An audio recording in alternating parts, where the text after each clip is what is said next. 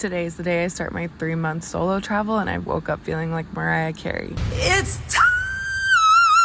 I had to get ready for the day, including an everything shower, which left my fingers so pruny, and I actually can't stand when that happens, but we persevered, and I decided to do French braid. I just learned how to French braid over the summer at my big age of 28, so that's why I'm making all these weird faces, because I'm not very good at it. Thought I low-key killed it, and then realized that I was missing a piece and had to start over. My room was in an absolute state as I was getting everything ready to leave, and then it was time to actually pack everything up for real. The suitcase went by pretty smooth sailing. There wasn't really any problems.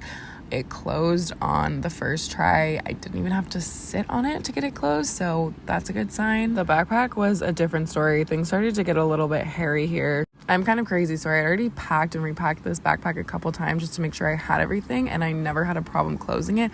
But of course, when it was actually time to go, it did not want to cooperate. I was in a full-on battle with this backpack. I tried everything. I got hot. I had to take my jacket off. I had to take everything out and put it back in 3 or 4 more times. It was a super high stakes game of Tetris, and I'm only gonna have to do this 20 more times on my trip, so not a big deal. What is happening?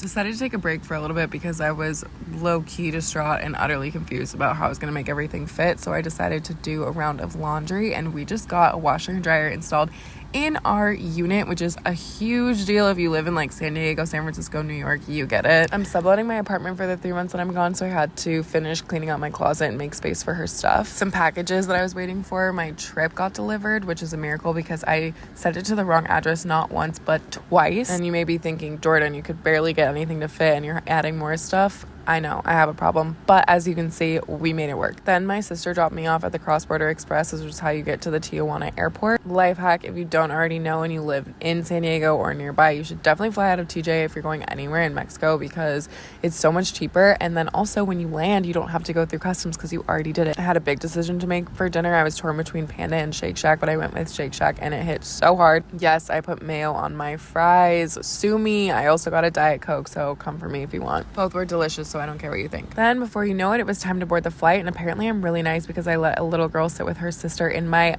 window seat and ended up in the middle. Okay, see you in Mexico.